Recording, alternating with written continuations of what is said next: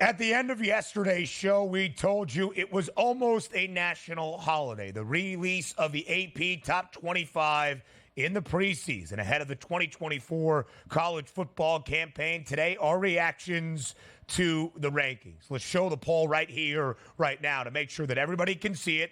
A little bit tight on that screen. I'll read through the top 10. Georgia, number 1. Ohio State, number 2. Oregon, number 3. Texas, number 4. Alabama, number 5. Ole Miss, 6. Notre Dame, 7. Penn State, 8. Michigan, the reigning national champs, check in at number 9. And Florida State rounds out the top 10. We'll dive through each segment of the AP poll here in the preseason. But DRS, let's start at the very top. The Georgia Bulldogs, who won 2 consecutive national championships entering last year, but left out of the college football playoff after their first loss in 30 games to Alabama in the SEC title. Check in at preseason number 1 for a second consecutive season. Yep, and here's what you love about this. Let's take a look at the 25 in totality now, right? Under the old pretenses of the college football playoff, which is only 4 teams, or even dating back to, let's just say, just 2 teams that make it in the old BCS era. We'd look at Georgia and say to ourselves, can you imagine a team that beats everybody, then loses in their championship game and doesn't actually get into a college football playoff? Welcome in, Georgia. You'll be right back in it, having some fun, not playing a meaningless Orange Bowl against Florida State where you smoked the doors off a Florida State team that should have gotten in under 12 teams but didn't get in. See that? It's already better. And how about this, man, if I would tell you? Number 2 versus number 3. Oregon, Ohio State and Oregon, 2 of the best football teams in the country. And I'd say, you know what? They're going to play each other. So one of those teams can't even get in the playoffs despite being one of the best teams in football. Hey, welcome to 2024. The loser of that game still going to make the playoffs. Isn't this already fun to begin with, Ben? Are we already winning? And we talked about 3 teams in the top 3 where you're not saying that one loss, they can't play for a national championship. How ludicrous it used to be that we used to watch that type of sport here. It's fantastic. And I told you this many times, Ben. Again, we're through 3 teams in one segment, and I can't wait for this season to happen because you know why? We're going to see unbelievable, meaningful football in the month of December, something we've never seen before in major college football. I love this already, man. People argued that expansion to the college football playoff would diminish the significance of regular season games. I argue the complete opposite, because if you lose a game early in the year, your season is not done. In the 10-year history of the college football playoff that featured only 4 programs, we never saw a team with multiple losses. That's just 2. We never saw a team with multiple losses make it to the CFP. There are going to be plenty more chances in the 12-team format of the college football playoff. As you look at the top 10 for programs out of the SEC, that's Georgia, Texas, Alabama, Ole Miss, and, of course, in there, Texas as well. 4 out of the Big Ten, Ohio State, Oregon, Penn State, and Michigan, the reigning national champs. 1 independent program, that's Notre Dame, and to round out the top 10, the first ACC team in Florida State. As Georgia found out last year, DRS, it is difficult, despite the pedigree that comes with being ranked number 1 in the preseason, to win a national championship, because 18 of the last 20 teams to be ranked number 1 in the preseason AP Top 25 have failed to win the title. Only USC in 2004 and Alabama in 2017 are the exceptions to the rule. But Georgia will enter this year as the preseason national championship favorites at plus 280, along with the number 1 ranking alongside the school's name. And also, you take that with a grain of salt, right? Because when the AP poll comes out, it doesn't start in week number 7 and say, like, hey, look at that. 6 out of the last 7 teams that were number 1 in the AP poll won the championship. Why? Because by week 6 or 7, you pretty much know who's the best football team in the country trending in that direction. Week number 1, nobody's played yet. We don't even get to watch preseason games like in the NFL of who is what. You basically turn on your TV, see who's going to be best. That's why those shakeups happen, because technically Georgia, who we think is going to be great, we don't know. Maybe it's number 8 Penn State that's actually the best team in the country, but they're starting 8th here with a chance to legitimately win a national championship. That's what I think is most fun. And also, in the past, I talked about it to open the show. It was really unfair where the poll would come out and you'd say, again, Georgia and Ohio State, hey, if you don't lose, you're going to be the best team in the country and play for a championship, both of you. But if you take a look at Kansas State at 18, who starts at 18, runs the table, gets to number 3 unbeaten, they get penalized because they start at 18th. Meanwhile, they're not the 18th ranked team in the country when it's all said and done. This is why it's so great that football expands, because now you can actually have fun with the poll and say, okay, we can move up here. This is good. As long as you're in the top 12, you have a chance to win a championship. When teams, again, USC's 23rd in the country, they run the table. Back in the day, they don't make the championship because there's a chance that they're not going to be able to climb enough spots to get over Ohio State and Georgia. And quite frankly, let's just say Georgia lost their first game, dropped to 10. USC won their first game. They move up to 15. As long as Georgia continues to win, they'll still be over USC at that point, even if they run the table. That's how crazy it is in the sport. Thank goodness we now have that playoff to throw those nonsense out the window. Yeah, that's kind of true, at least in the first few years of the college football playoff format of 4 teams. Michigan was the first unranked team way back in 2021 to be unranked in the preseason to reach the college football playoff. TCU followed suit the following year, making it all the way to the national championship game. But to Donnie's point, when you look at the top of this poll, pay attention to the top 7. Georgia, Ohio State, Oregon, Texas, Alabama, Ole Miss, and Notre Dame. Based on the last 20 years of a national championship sample size, 18 of the 20 national title winners began the year ranked inside the top 7. Only Florida State and Jameis Winston in 2013, who started the year 11th. Cam Newton and Auburn in 2010, who started the year ranked 22nd in the country, are the exceptions to that rule. And to Donnie's point, the AP Top 25, although in the preseason, and although we get the college football playoff rankings through the eyes of the selection committee come November, does have a very important weight on a college football season. It sets the standard for what you are expected to do. You are ranked. Thus, a ranked versus ranked matchup carries more significance and magnitude than playing an unranked side. These rankings do have a direct impact to where you will be throughout a college football season. Let's look through the rest of the poll as we continue to give you some trends here. After number 10, let's go back to it so everybody can see, please, here on this screen. Missouri at 11. Utah, the first Big 12 team to check in the top 25 at number 12. LSU 13. Clemson 14. Tennessee 15, Oklahoma 16, Oklahoma State 17, Kansas State 18, Miami, Donnie's Hurricanes at 19, and Texas A&M at 20. From the list of 11 to 20, DRS, what catches your attention? Well, of course, it's going to be Miami for me because we don't play great football in Miami anymore. But the fact that you have 12 teams that get in, there's a legitimate thought process that, yeah, Miami can play themselves into a playoff when for the past 15 years it felt like they had zero chance whatsoever, which, again, brings more fan bases into the tent and more excitement. Can you look? The one thing that we know about the Miami Hurricanes, when there's a big game in town, Hard Rock is the place to be. If they're hosting a playoff game at Hard Rock in December, that means football's back in Miami and it's a big showplace here. That's what you get excited for. But again, it's the same teams that we take a look at on a year-to-year basis, and rightfully so. Do you remember when the NIL era opened up? Like, hey, if you have fan bases that are willing to pay up, this is really going to shake up college football. Look at that top 20. What shakeups in college football we actually haven't because kids are now getting paid now. Hey, look, Alabama, even the playing field, they even lose Nick Saban. They're still top 5 and absolutely doing damage on the recruiting trail. So the old guys are still going to be up there in the top of the race here. And I love that. Look, trust me. Oh, we like new teams in it. You don't like Liberty in the top 25. Nobody wants to see Liberty in the college football playoff.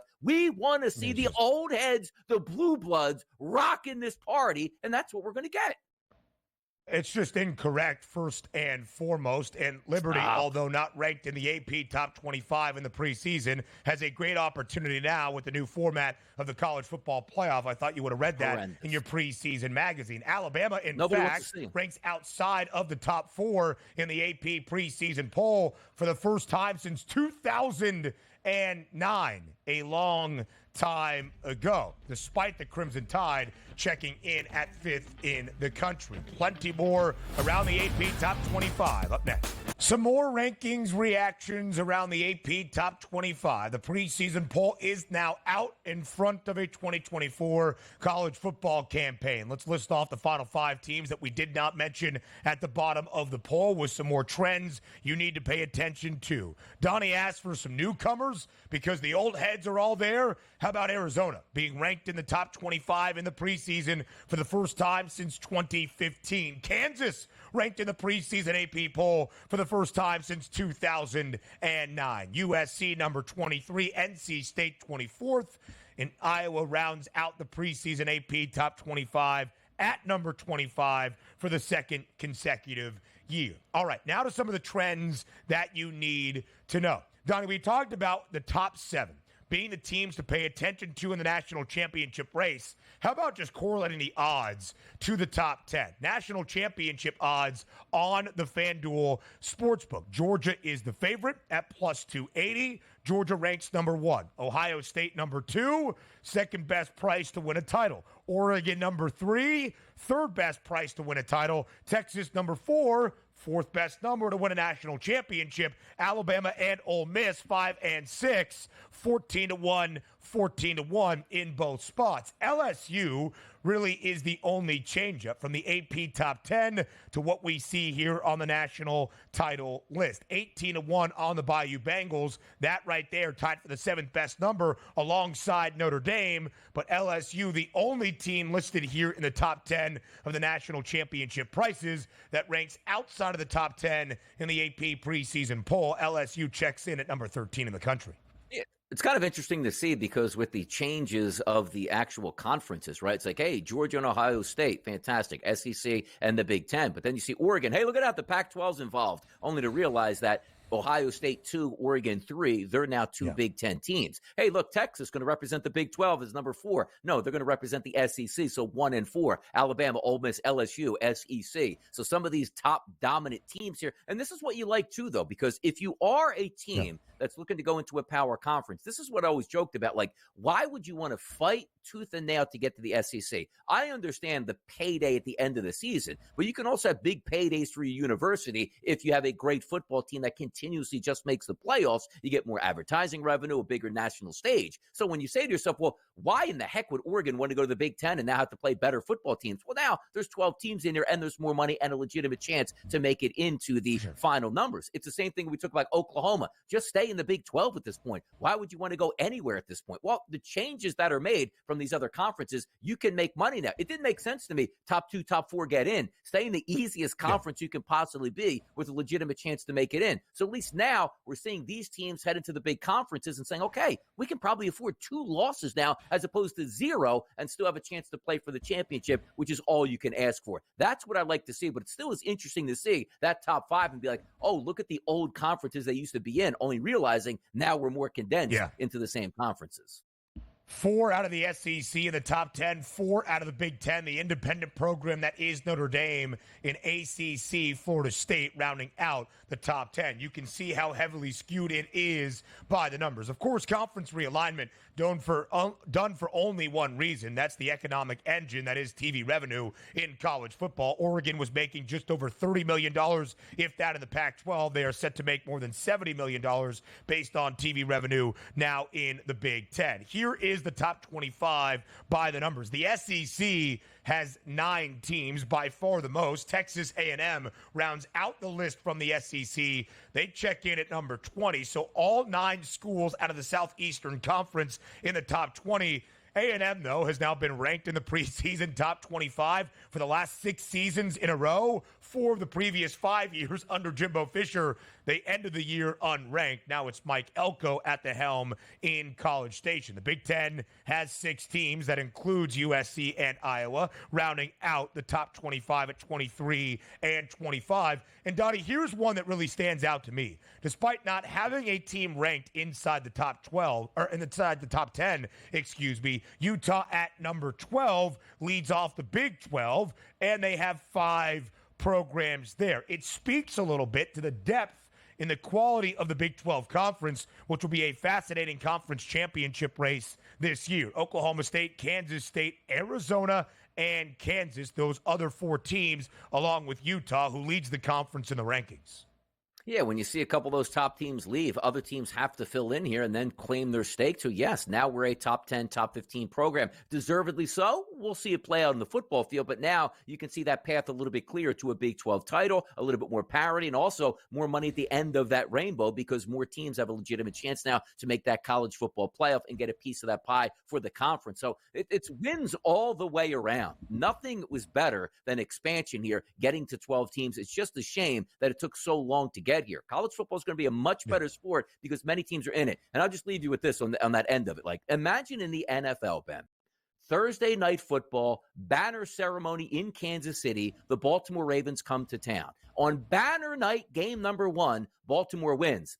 Why even watch Kansas City Chiefs football the rest of the season? Because they can't play in the Super Bowl. How crazy that would be. That was us for so long in college football. Now we're going to get that professional feel where your fan base can cheer along all season long with a legitimate chance to make it into the playoffs. That's all you can ask for. That's all you can ask for. Absolutely so. Michigan, Texas, week number 2, a marquee matchup between two top 10 teams in the Big House. The loser of that game in previous seasons had no wiggle room the rest of the year. Could they go on a run to a conference championship?